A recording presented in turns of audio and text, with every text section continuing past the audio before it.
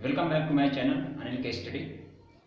आज हम भारतीय संविधान के बहुत ही महत्वपूर्ण टॉपिक भारतीय नागरिकता के बारे में बात करेंगे कि भारतीय नागरिकता यानी कोई व्यक्ति है तो उसे भारतीय नागरिकता कैसे मिलती है या फिर उसका कैसा वंचन हो जाता है, भारतीय नागरिकता कैसे उसे छूट जाती है या फिर कितने ऐसे इसके अंदर जो जो भी प्रावधान है और किस अनुच्छेद में ये आता है और भारतीय संविधान के किस भाग में इसका वर्णन है भारतीय नागरिकता का, भारतीय नागरिकता किस विदेशी स्रोत से लिया गया है, ये सब चीज़ें हम स्टेप बाय स्टेप डिस्कस करेंगे आज की वीडियो में आपके साथ। ठीक है, तो चलिए चालू करते हैं। हम भारतीय नागरिकता के बारे में बात करते हैं। जैसा कि आप लोगों को पता है कि हम क्या हैं, अखंड भारत में निवास करने वाले क्या हैं, भारत के नागरिक हैं। तो ठीक है, अगर कोई ऐसा व्यक्ति है जो भारतीय नागरिकता लेना चाहता हो, ठीक है, तो वो क्या करे या फिर क्या ऐसे प्रावधान हैं जिसके आधार पर सरकार उसे भारतीय नागरिकता दे सके, या फिर कुछ ऐसे प्रावधान भी हो जाते हैं जिससे हम भारत के नागरिक हैं किंतु कुछ ऐसी परिस्थिति आ जाती हैं कि हमारी भारतीय नागरिकता समाप्त हो जाती है। उसके भी पीछे क्या कारण है उसके भी बारे में हम बात करेंगे। लेकिन सबसे पहले हम बात करते हैं भारतीय नागरिकता की। इसमें जो वर्णन है संविधान का, ठीक है, संविधान के अंतर्गत ये आता है भाग 2 में, और जो आर्टिकल है, अनुच्छेद 5 से 11, ठीक है, अनुच्छेद 5 से 11 के बीच में भारतीय नागरिकता, ठीक है, भारतीय नागरिकता के बीच में भारतीय नागरिकता के बारे में वर्णित किया गया है कि जो जो इसके अंदर प्रावधान आएंगे, क्या क्या चीज़ें सरकार इसके अंदर मतलब कहने का मतलब कि क्या क्या इसके अंदर चीज़ें वर्णन करेंगी, या फिर इसके अंतर्गत जैसे 5 से 11 के बीच में जो जो भी अनुच्छेद हैं तो सिर्फ और सिर्फ नागरिकता के बारे में ही बात कही गई है। ठीक है, कि क्या क्या इसमें प्रावधान होंगे, क्या क्या अनुच्छेद होंगे, ये सब चीज़ें हम चर्चा करेंगे आज के विषय में। ठीक है, जैसे कि आप लोगों को भी पता होगा कि भारतीय नागरिकता कैसी नागरिकता है, एकल नागरिकता है। ठीक है, यदि आप भारत के किसी भी राज्य में रह रहे हो इससे फर्क नहीं पड़ता है, सिर्फ आप एक हिंदू ठीक है, आप क्या है, भारतीय हो। ठीक है, मतलब कहने का मतलब आप सिर्फ भारतीय हो।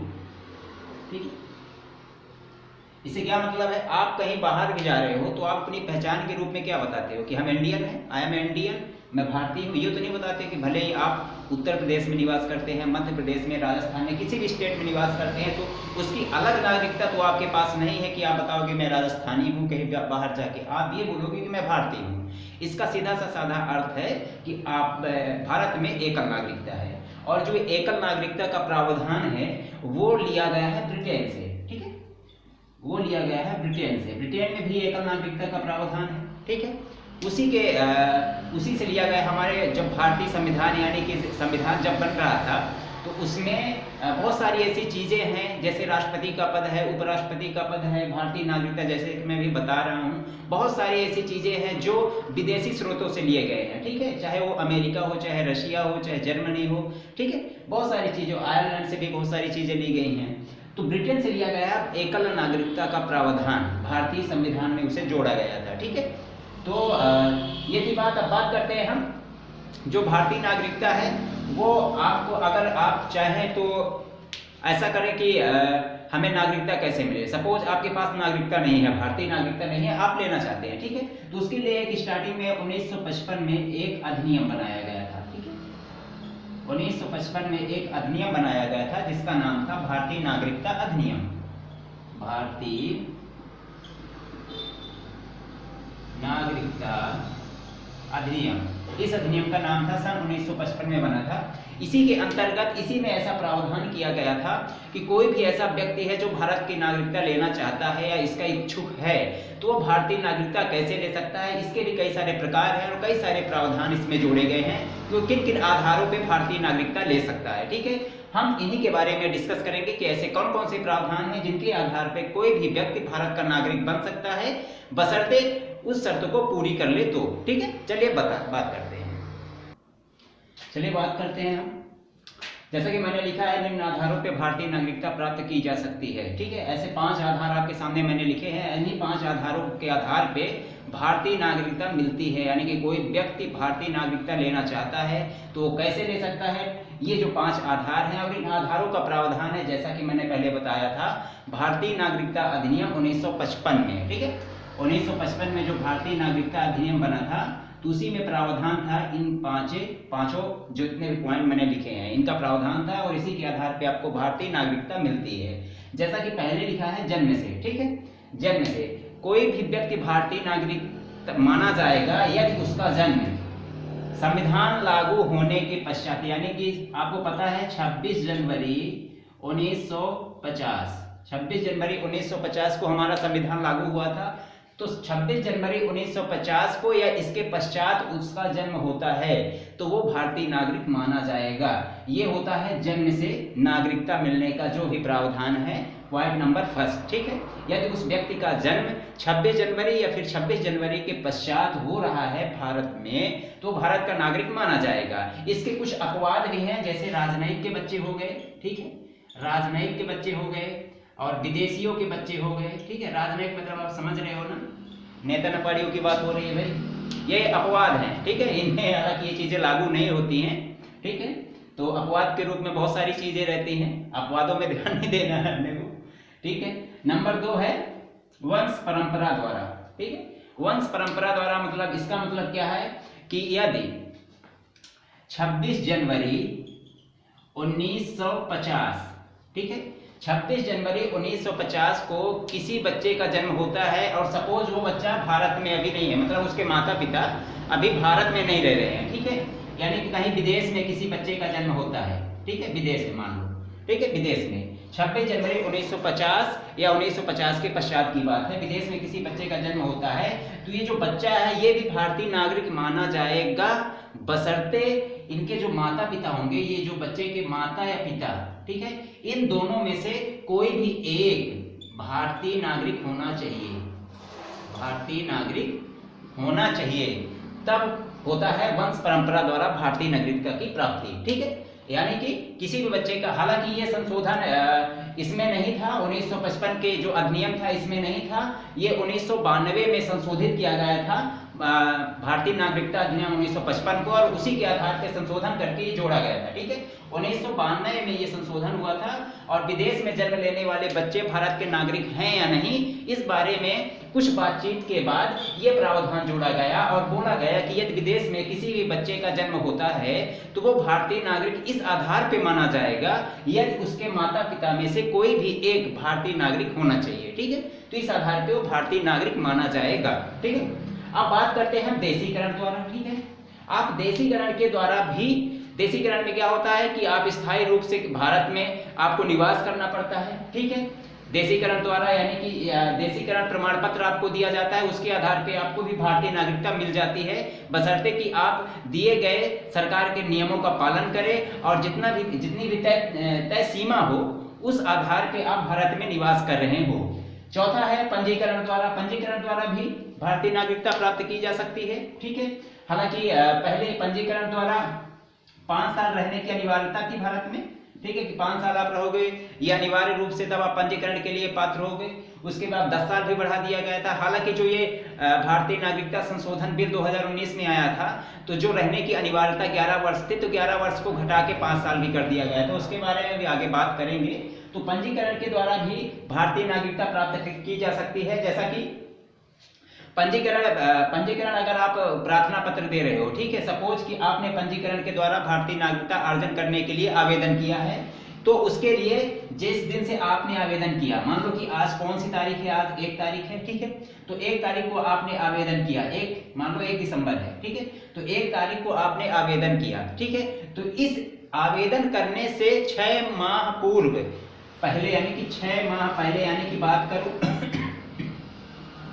6 माह पूर्व आप भारत में रह रहे हो, 6 माह पूर्व से भारत में रह रहे हो, यानी कि पंजीकरण के माध्यम से अगर आप सोच रहे हो कि हमें भारतीय नागरिकता मिल जाए तो इसके लिए आवश्यक ये है कि जैसे ही आप पंजीकरण का प्रार्थना पत्र भारत सरकार को सौंपोगे उस दिन से 6 माह पूर्व अगर बात की जाए, 6 माह पहले, तो 6 माह पहले से आप भारत में निवास करते हैं, इसकी अनिवार्यता है और आपको निवास करना पड़ेगा, तभी पंजीकरण की जो प्रार्थना पत्र है वो स्वीकार होगा और आगे की कार्यवाही पूरी होगी, ठीक है। तो ये पंजीकरण द्वारा हो गया।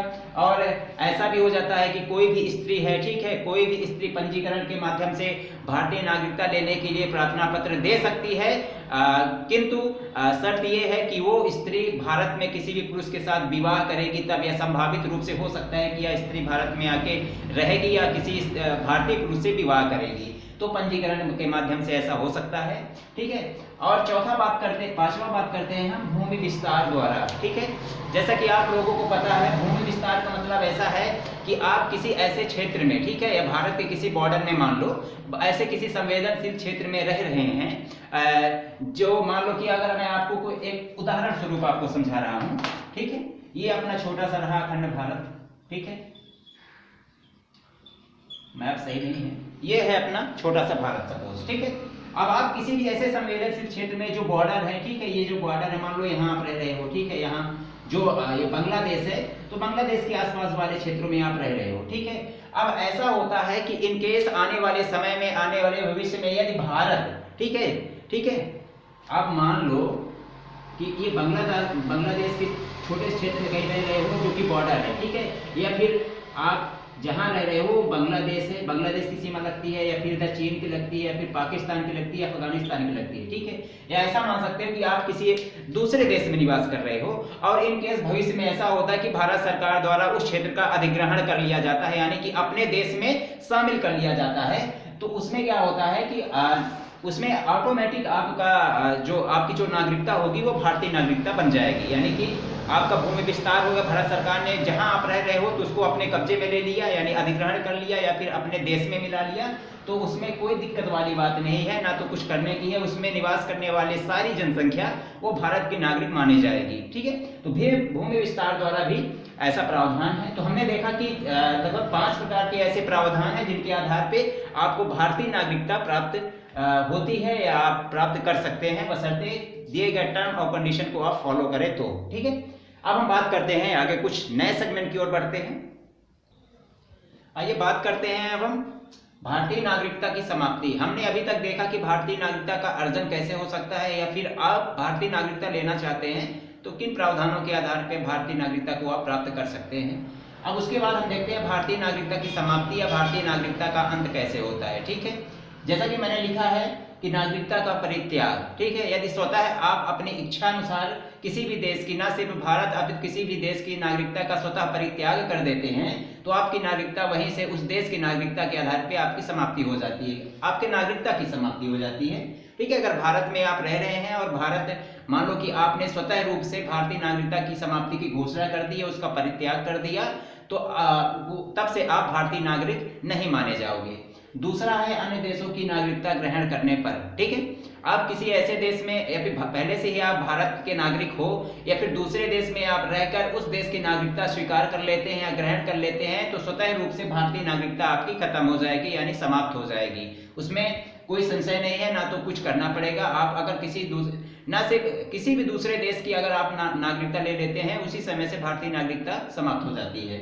नंबर तीसरा लिखा है सरकार द्वारा नागरिकता से वंचन करने पर या वंचित करने पर या फिर छीनने पर, है ना। कुछ ऐसा आप ऐसा कृत्य कर रहे हैं जिसके आधार पर देश की अखंडता और उसकी राष्ट्र की सुरक्षा पे खतरा उत्पन्न हो रहा है, या सरकार को कुछ ऐसा महसूस हो रहा है कि आप राष्ट्रीय सुरक्षा की दृष्टि से असहज हो, ठीक है, या सरकार को असहज महसूस हो रहा है, कुछ ऐसा आपके ऊपर संवेदनशील कुछ ऐसे क्रियाकलाप पाए गए हैं, उस आधार पे अगर यदि सरकार आपकी नागरिकता को छीन ले, उसी समय से आपकी नागरिकता की समाप्ति हो जाएगी। न सिर्फ भारत अपितु किसी दूसरे देशों की बात करें तो दूसरे देशों में भी सेम यही सिस्टम लागू होता है कि यदि आपके ऊपर कोई ऐसी कार्रवाई चल रही है या आपके प्रति सरकार सहज नहीं महसूस कर रही है, तो आपसे भारतीय नागरिकता, न सिर्फ भारतीय नागरिकता, उस देश की नागरिकता छीन ली जाएगी, तब से आप उस देश के नागरिक नहीं माने जाओगे, ठीक है। तो मुख्य रूप से 3 ऐसे आधार हैं, 3 ऐसे विकल्प हैं जिनके आधार पे न सिर्फ भारतीय नागरिकता या फिर हम सिर्फ भारतीय नागरिकता की बात करें तो भारतीय नागरिकता की समाप्ति या उसका अंत हो जाता है। अब हम बात करते हैं आगे, ठीक है, नए सेगमेंट की ओर। जैसा कि नागरिकता का चैप्टर चल रहा है तो उस आधार पे आपको जानना बेहद जरूरी है कि सीए जो आपका सीए है, सीएबी है, ठीक है, इससे पहले 2019 में जो नया संशोधन आया था भारतीय नागरिकता संशोधन 2019 और एनआरसी, इन चीजों के बारे में जानना भी आपके लिए उतना ही जरूरी है जितना कि भारतीय नागरिकता के बारे में, ठीक है। अब हम बात करते हैं आगे। आइए बात करते हैं हम नागरिकता संशोधन अधिनियम 2019 में, जो 2019 में गृह मंत्री अमित शाह द्वारा एक संशोधन लाया गया था, वो जिसे हम सीए के नाम से भी जानते हैं, सिटीजन्स अमेंडमेंट एक्ट, ठीक है, नागरिकता संशोधन एक्ट यानी अधिनियम। इससे पहले ये कैब था CAB, ठीक है, यानी कि सिटीजन अमेंडमेंट ये बिल था। देखो, जब तक कोई भी प्रस्ताव या विधेयक जिसको बोलते हैं वो पारित नहीं हो जाता या राष्ट्रपति उसको अनुमोदित नहीं कर देते, कहने का मतलब कि राष्ट्रपति उसे स्वीकृति नहीं दे देते, तब तक वो बिल के रूप में रहता है। और जैसे ही राष्ट्रपति द्वारा स्वीकृति मिल जाती है तो वो बिल बन जाता है अधिनियम यानी कि एक्ट। तो पहले सीएबी था, अब उसको क्या बोला जाएगा सीएए। ठीक है, तो दो चीजें समझने के लिए हैं, बी और ए में जो भी है। ठीक है, तो इसके बारे में हम बात करते हैं नागरिकता संशोधन 2019 के बारे में कि अमित शाह गृह मंत्री जो थे उस समय इन्होंने 10 दिसंबर 2019 को ये बिल यानी कि विधेयक लोकसभा में पेश किया। अब उसके बाद 11 दिसंबर 2019 को राज्यसभा में भी पेश हुआ, यानी कि 10 दिसंबर 2019 को लोकसभा में पेश हुआ, लोकसभा में पारित हो गया। 11 दिसंबर 2019 को राज्यसभा में पेश हुआ और राज्यसभा में भी पारित हो गया। उसके बाद देखें तो 12 दिसंबर 2019, ठीक है, 2019 को राष्ट्रपति की स्वीकृति मिल गई, यानी हस्ताक्षरित हो गया वो बिल, जो विधेयक था हस्ताक्षरित हो गया 12 दिसंबर को। हालांकि बात करें लोकसभा राज्यसभा तीनों, यानी कि आपको पता है कि जो संसद होती है 3 अभिन्न अंगों से मिलकर बनती है, हमारी लोकसभा, राज्यसभा और राष्ट्रपति। ठीक है, इन तीनों को कोई भी बिल आप लाओगे तो इन तीनों को अगर बात करें तो लोकसभा, राज्यसभा और राष्ट्रपति, इन तीनों से पारित होना या फिर अनुमोदित होना या स्वीकृति मिलना बहुत ही आवश्यक है, अदरवाइज वो बिल आपका कोई मतलब का नहीं रहेगा। ठीक है, अस्वीकृत हो जाएगा। जैसा कि एक उदाहरण के रूप में देखें, सन 2016 में नागरिकता संशोधन एक्ट यानी बिल लाया गया था, इसी आधार पे जो अभी 2019 में लाया गया, लेकिन लोकसभा में तो पारित हो गया था, किंतु राज्यसभा में उस समय पारित नहीं हो पाया था, जिससे वो विधेयक वहीं पर समाप्त हो गया था। उसी के तर्ज पर सन 2019 में लाया गया था ये बिल, तो लोकसभा, राज्यसभा और राष्ट्रपति तीनों की ओर से स्वीकृति मिल गई है, तो ये बिल बन गया था आपका अधिनियम। ठीक है, मुख्य रूप से अगर बात करें इसकी जो लागू हुआ था यानी प्रभावी, देखो स्वीकृति तो मिल गई थी राष्ट्रपति की 12 दिसंबर 2019 को ही, लेकिन 10 जनवरी 2020 से ये प्रभावी हुआ था, यानी इफेक्टिव हुआ था। ठीक है, उस समय स्वीकृति जरूर मिल गई थी, लेकिन किसी भी चीज का एक प्रभावी होना, ठीक है, प्रभावी होना एक अलग बात है कि प्रभावी कब से हुआ था, वो 10 जनवरी 2020 से प्रभावी हुआ था ये अधिनियम। ठीक है, अब देखते हैं इस अधिनियम लाने का उद्देश्य क्या था या इसके पीछे क्या मुख्य बातें हैं, इसके बारे में हम बात करते हैं। जैसा कि आप लोगों को पता है कि विगत कई वर्षों से शरणार्थियों की समस्या न सिर्फ भारत में, अभी कई सारे ऐसे देश हैं जिनमें शरणार्थियों की समस्या से जूझ रहे हैं। ठीक है, भारत में भी बात करें तो चाहे अफगानिस्तान के शरणार्थी हो या फिर पाकिस्तान या फिर बांग्लादेश से प्रताड़ित होने वाले जितने भी लोग हैं, भारत में आकर शरण लेते हैं, हमारे शरणार्थी कहलाते हैं। उनकी भी सुरक्षा कहीं ना कहीं एक अहम मुद्दा होता है, चाहे यूनो का मानवाधिकार आयोग हो, ठीक है, वो भी मुख्य रूप से यही कार्य करता है कि जितने भी शरणार्थी हैं उनकी सुरक्षा करना, उनकी देखभाल करना, उनकी सारी मूलभूत आवश्यकताओं की पूर्ति करना। ठीक है, और प्रत्येक देश तत्पर रहता है प्रत्येक शरणार्थियों की मदद करने के लिए। उसी आधार पे अगर बात करें तो नागरिकता संशोधन बिल, हालांकि इसमें जब ये बिल आया था तो इसमें कुछ बातें कही जा रही थी कि ये नागरिकता संशोधन बिल आया है तो इसकी नागरिकता छिन जाएगी, उनकी नागरिकता छिन जाएगी, लेकिन मुख्य रूप से इसके अंदर ऐसी कोई बातें नहीं थी कि किसी की नागरिकता छीनी जाएगी, बल्कि इसमें मुख्य रूप से ये बातें हुई थी कि इसमें नागरिकता छीनने की बजाय नागरिकता प्रदान की जाएगी आपको। ठीक है, जैसा कि मैं आपको बताऊं कि पाकिस्तान, अफगानिस्तान और बांग्लादेश, ठीक है, 3 ऐसे मुख्य रूप से देश हैं। कौन कौन से हैं? एक है पाकिस्तान, अफगानिस्तान और बांग्लादेश। ठीक है, इन तीनों देशों से आने वाले हिंदू, बौद्ध, जैन, सिख, पारसी और ईसाई, मुख्य रूप से 6 धर्मों को केंद्रित करके बनाया गया था। इसमें मुस्लिम धर्म को शामिल नहीं किया था। तो पाकिस्तान, अफगानिस्तान और बांग्लादेश से आने वाले हिंदू, बौद्ध, जैन, सिख, पारसी और ईसाई, ठीक है, ये 6 धर्म के लोग हैं। अगर ये शरणार्थी के रूप में भारत आ रहे हैं या भारत की शरण ले रहे हैं तो उन्हें नागरिकता दी जाएगी, ऐसा प्रस्ताव इस बिल में इस अधिनियम में कहा गया है। इस अधिनियम में जो मुख्य बातें हैं, मुख्य बातें यही है। पहली बात है कि मुख्य रूप से जो केंद्रित है तो ऐसे ही केंद्रित है कि अगर मुख्य रूप से 6 धर्म के अगर शरणार्थी अगर भारत में शरण ले रहे हैं और 3 देशों से आए हुए हैं, चाहे वो पाकिस्तान से आए हों या अफगानिस्तान से या फिर बांग्लादेश से आए हों, तो उन्हें भारतीय नागरिकता देने का प्रावधान किया गया है, ठीक है। किंतु मुख्य रूप से अगर बात करें उस समय जो भी इसके विरोध में स्ट्राइक्स चल रही थी, इसके विरोध में कई सारे हड़तालें भी हुई थी, और तो मेन रीजन हो सकता है कि उसमें मुस्लिम धर्म को ना शामिल किए जाने के कारण ऐसा होता है। क्योंकि अगर देखें तो बांग्लादेश, अफगानिस्तान, मुख्य रूप से पाकिस्तान या बांग्लादेश में अधिक आबादी मुस्लिम की है। न सिर्फ भले ही वहाँ के मुस्लिम, कहने का मतलब ये कि मुस्लिम ही वहाँ से प्रताड़ित होकर भारत की शरण ले रहे हैं। उन्हें पता है कि सबसे सुरक्षित देश अगर देखें तो भारत ही है, एक मुसलमान की दृष्टि से, ठीक है, मुस्लिम होने की दृष्टि से। अगर किसी भी ऐसे मेमोरियल कंट्री में आप चले जाओ, ना सिर्फ पाकिस्तान, अभी तो आप ईरान, इराक, सऊदी, सीरिया या कहीं भी चले जाओ, तो वहाँ कभी भी आपको शांति देखने को नहीं मिलेगी। क्योंकि उन लोगों का जरूर बोलते हैं कि हमारा जो कुरान है शांति का, ठीक है, क्योंकि इसके जो मोहम्मद साहब थे, इस्लाम धर्म के प्रवर्तक थे, उन्होंने सिर्फ शांति का संदेश दिया था कि आप विश्व में शांति फैलाएं, ठीक है, ना सिर्फ, लेकिन वो जस्ट उसका बिलोंग कर रहे हैं या अपोजिट कर रहे हैं। शांति का पैगाम उन्हें पसंद ही नहीं है। तो आप देख सकते हो कि पाकिस्तान के किसी भी मुस्लिम की दृष्टि से देखें तो भारत उनके लिए बहुत ही सेफ, ठीक है, बहुत ही सेफ जगह है। इसीलिए प्रताड़ित होके या फिर जो प्रताड़ित भी नहीं हो रहे हैं, किसी चीज के शिकार भी हैं, तो भारत आके शरण लेना चाहते हैं। और इसी आधार पर बनाया गया था नागरिकता संशोधन बिल 2019, ठीक है। अब बात करते हैं हम, इन्हें नागरिकता तो दी जाएगी, लेकिन किस आधार पर दी जाएगी, कुछ और इसकी मुख्य बातें हैं। जैसे कि दूसरे नंबर में इसकी मुख्य बातें है कि पड़ोसी देश, यानी कि जैसा कि मैंने लिखा है, पड़ोसी देशों से आने वाले कोई भी व्यक्ति है, ठीक है, उनकी पहली समय सीमा थी कि आपको 11 वर्षों तक भारत में रहना पड़ेगा। देन उसी के बाद आपको भारतीय नागरिकता के लिए प्रार्थना पत्र या फिर अप्लाई कर सकते हो, आवेदन कर सकते हो। लेकिन इस नागरिकता में इसकी समय सीमा को भी उदार बनाया गया है। कहने का मतलब 11 वर्ष से घटा के 5 वर्ष कर दिया गया है कि आप सिर्फ 5 वर्ष तक रह सके भारत के नागरिकता के लिए आवेदन कर सकते हो। और दूसरी मुख्य बात यह है कि इसमें 31 दिसंबर 2014 से पूर्व, यानी इससे पहले, ठीक है, इससे पहले पाकिस्तान, अफगानिस्तान, बांग्लादेश से आने वाले हिंदू, बौद्ध, जैन, सिख, पारसी और ईसाई लोगों को ही नागरिकता देने का प्रावधान है। 31 दिसंबर 2014 के बाद जितने भी लोग आएंगे तो उनको ऐसी कोई प्रावधान नहीं किया गया है इस संशोधन में। वो सिर्फ 31 दिसंबर 2014 से पहले आने वाले जितने भी लोग हैं उनके लिए सिर्फ और सिर्फ प्रावधान है, ठीक है। तो आई होप नागरिकता संशोधन बिल 2019 में बस इतना ही। अब हम बात करते हैं, थोड़ा सा आप लोगों को जानना जरूरी होगा कि एनआरसी के बारे में, ठीक है, उसके बारे में हम आपसे चर्चा करते हैं। अब बात करते हैं हम एनआरसी की, ठीक है। ये भी 2019 में साल 2 साल पहले बहुत ही चर्चित था। हालांकि आप लोगों को पता ही होगा, साल 2 साल 3 साल हो गए, लेकिन अगर नागरिकता का मैंने टॉपिक आपको बताया तो आपको भी जानना जरूरी है कि एनआरसी क्या है, ठीक है। अगर एनआरसी का फुल फॉर्म देखें तो होता है नेशनल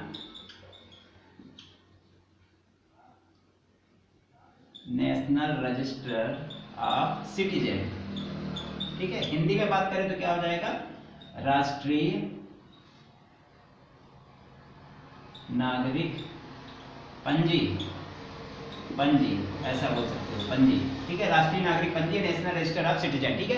इसके बारे में हालांकि ये मुख्य रूप से असम, जो भारत का राज्य है, उत्तर पूर्वी राज्य असम के लिए लाया गया था, क्योंकि वहाँ बहुत अवैध रूप से बांग्लादेशी यानी कि शरणार्थी के रूप में घुस आए थे जिन्हें भारतीय नागरिकता नहीं प्राप्त थी। इसीलिए अगर आप ये भी कह सकते हो कि भारत का एकमात्र राज्य असम ही है जिसमें एनआरसी लागू है, यानी कि राष्ट्रीय नागरिक पंजी है, ठीक है। तो मुख्य रूप से ये एनआरसी लाया गया था असम में। हालांकि इसमें मुख्य रूप से ये बातें की गई थी कि मुख्य रूप से कि ये जैसे भारत सरकार ने इसे बनाया और मुख्य रूप से ये कहा गया था कि असम में हम उनकी जांच करेंगे, यानी कि देखो इसमें असम में रह रहे जो भी भारतीय नागरिक होंगे, यानी कि वास्तविक भारतीय नागरिक जिसको बोलते हैं वैध, ठीक है। असम में अगर आप रह रहे हो तो यदि आपके पास आप वैध भारतीय नागरिक हो, ठीक है, तो इसकी जांच करेंगे या फिर इसका पूरा लेखा जोखा एक पंजी के रूप में रहेगा या फिर एक रजिस्टर में सम्मिलित रहेगा। यही होता है एनआरसी, ठीक है, मुख्य रूप से इसी के ऊपर केंद्रित है, ठीक है। हालांकि 19 नवंबर 2019 में केंद्रीय गृह मंत्री अमित शाह जी ने एक वक्तव्य भी अपना दिया था संसद में कि ये सिर्फ एनआरसी असम में लागू करने तक सीमित ना रखा जाए, इसे पूरे भारत में इसका विस्तार किया जाए, ठीक है। तब मामला थोड़ा और सा सुलझ गया था या फिर थोड़ा उलझ गया था, क्योंकि बहुत सारे लोगों ने इसका विरोध भी चालू कर दिया था कि सिर्फ असम में लागू है तो दूसरे देश लागू करने की, दूसरे क्षेत्रों में लागू करने की क्या जरूरत है। हालांकि उस बारे में कोई बात नहीं हुई थी और लागू भी एक्चुअली हो गया था। हालांकि इससे कुछ नहीं होता है, सिर्फ और सिर्फ आपको भारतीय होने का पहचान होता है कि हाँ हम भारत के वैध नागरिक है। नहीं, जो वैध नागरिक है उनको कोई दिक्कत नहीं है, जो अवैध रूप से भारत में रह रहे हैं उन्हें बाहर भेजने का या फिर उनके लिए उचित प्रावधान करने की बात कही गई थी। ठीक है, सिर्फ यही था। और अगर बात करें मुख्य बात इसमें ऐसा है कि अगर असम के लिए जैसे लागू हुआ था तो असम में आपको पता है बांग्लादेशी तो आते ही रहते हैं। असम में यदि कोई बांग्लादेशी बांग्लादेश बनने से पहले, यानी कि बांग्लादेश बनने से पहले मतलब 25 मार्च 1971 से पहले, बांग्लादेश तब नहीं बना था ना, आपको पता है सन 1971 में जो युद्ध हुआ था जिसको हम भारत पाकिस्तान युद्ध या बांग्लादेश, हालांकि पूर्वी पहले क्या था, पूर्वी पाकिस्तान था बांग्लादेश, लेकिन 1971 के बाद फिर उस बांग्लादेश अस्तित्व में आया था। ठीक है, तो इसमें ये मुख्य बातें की गई थी कि जो बांग्लादेशी हैं, ठीक है, हमें पता है कि वैध या अवैध रूप से ये नहीं पता है, सिर्फ उसकी हम क्या करेंगे, जांच करेंगे कि वो बांग्लादेशी 25 मार्च 1971 यानी बांग्लादेश बनने से पहले भारत में आए थे या उसके बाद में आए थे। ठीक है, यदि वो बांग्लादेश बनने से पहले यानी कि 25 मार्च 1971 से पहले भारत में यानी कि असम में आकर रह रहे हैं तो उन्हें ही वैध नागरिक माना जाएगा, यानी वैध नागरिक या वैध भारतीय माना जाएगा। अदरवाइज उसके बाद भी कोई व्यक्ति आया होगा तो वैध नागरिक नहीं माना जाएगा। मुख्य रूप से इस बात की ओर केंद्रित था आपका एनआरसी। ठीक है, हालांकि असम में ये लाना भी उचित था और जरूरी भी था, क्योंकि आप लोगों को पता है दिक्कत उस चीज की नहीं है कि आप शरणार्थियों की अवहेलना कर रहे हैं, दिक्कत इस चीज की है कि ऐसे बहुत सारे उत्पाद हो जाते हैं जिन्हें न सिर्फ विदेशी ताकतें साथ देती हैं। ठीक है, कुछ इस रूप में अगर देखते हैं तो भारत सरकार ने एक उचित कदम भी उठाया था, हालांकि उसके विरोध में कई सारी प्रतिक्रियाएं भी हुई थी, जैसा कि अभी भी हो रहा है। ठीक है, आप लोगों को पता है किसान आंदोलन जो चल रहा था उसको फिर उसे वापस ले लिया गया था, तो किसानों ने भी अपनी जिद नहीं छोड़ी थी और उसे वापस ले लिया गया था। उसी आधार पर वो तो बातें होती रहती हैं, लेकिन जो एनआरसी लाने का मुख्य उद्देश्य था वो सिर्फ यही था।